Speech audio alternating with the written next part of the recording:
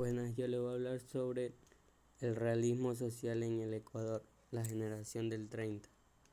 En el Ecuador, en las primeras décadas del siglo XX, casi en paralelo con el resto de Latinoamérica y bastante después al realismo europeo, apareció un grupo de jóvenes escritores que formaron lo que se denominó la generación del 30, representante del realismo social ecuatoriano en donde los protagonistas y el lenguaje de las narraciones pertenecen al pueblo. Los escenarios en los que se desarrollan sus historias son lugares cercanos a los lectores, las estrechas calles de Quito, los campos y pueblos costeños, los ríos, lagunas y caseríos de pesca, las haciendas o latifundios serranos, etc. En las obras del realismo social ecuatoriano destacan por la tradición oral, como elemento importante de nuestra cultura. La vida diaria del campesino y del citadino está impresa en sus páginas.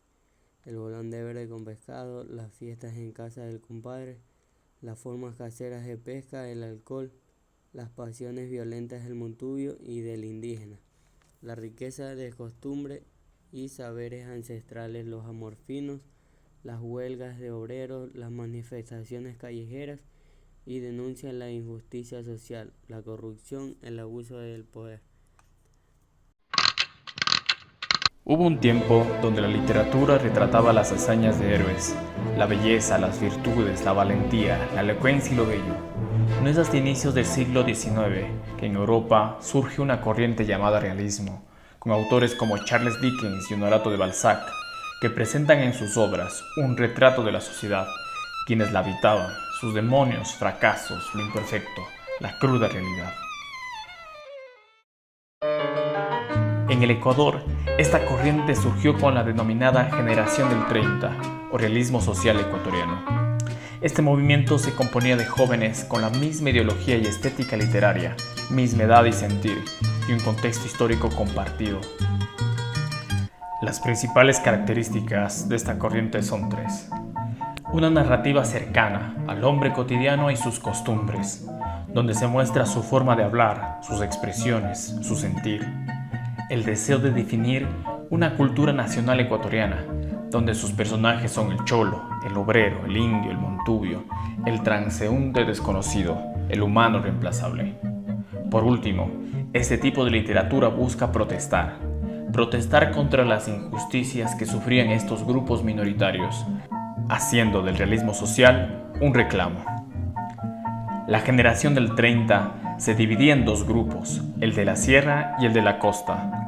En el caso de la sierra, tenemos a Jorge Icaza, el máximo exponente del indigenismo ecuatoriano en el siglo XX. Su obra célebre es Huasipungo.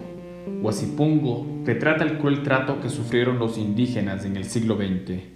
Huasipungo es el nombre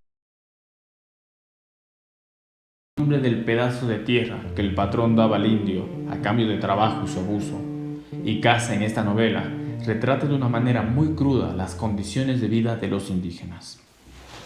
En el caso de la costa, tenemos una amistad que empieza con un problema congénito de uno de los principales autores, Joaquín Gallegos Lara, quien al tener un problema en la columna, que a fin de cuentas le impidió caminar, hizo que no pudiera asistir a la escuela y su formación sea enteramente autodidacta, dominando así varios idiomas y una vasta cultura general.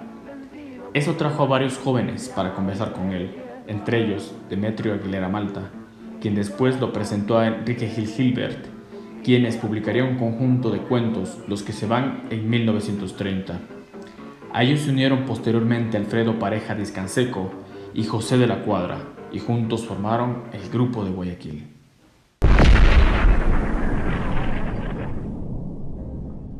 Entre las obras principales de este grupo tenemos a Joaquín Gallegos Lara, quien presenta la obra Cruces sobre el agua, una obra histórica que retrata la matanza de obreros del 15 de noviembre de 1922 en Guayaquil, a la vez que retrata la vida de los barrios pobres, concretamente la artillería. Las Cruces sobre el agua se refiere a esta matanza y cómo sus cuerpos fueron arrojados al río Guayas, como se refiere el siguiente fragmento. ¿Qué significan estas cruces?, le pregunta un sambo cargador. Ahí debajo, de donde están las cruces, hay fondeados cientos de cristianos, de una mortandad que hicieron hace años. Como eran bastantísimos, a muchos los tiraron a la ría por aquí, abriéndoles la barriga con bayoneta, a que no rebalsaran. Los que enterraron en el panteón descansan en sagrado. A los de acá, ¿cómo no se les puede dar la señal del cristiano, siquiera cuando cumplen años? Alfonso pregunta, ¿quién pone las cruces? No se sabe, alguien que se acuerda. También tenemos a José de la Cuadra, quien sería uno de los mayores exponentes de la vida de los montubios en la costa, con una mezcla entre lo real y lo mágico. Entre sus obras está Washington, la historia de un lagarto, La Tigra, la historia de 3 hermanas en una hacienda de la costa, y Los Angurimas, una familia llena de conflictos y leyendas, donde hacen ley por mano propia. Todo gira en torno a Nicasio Sangurima, mafia por lo que es muy respetado por todos, y de quien se dice tiene poder, riqueza, mujeres y dones tenebrosos, gracias a un pacto con el demonio.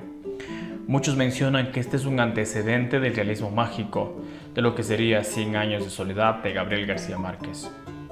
Por último, tenemos a Demetrio Aguilera Malta, con su novela Don Goyo, donde se narra la vida, la muerte y sucesiva mitificación del trabajador escindido entre la tradición y la modernidad.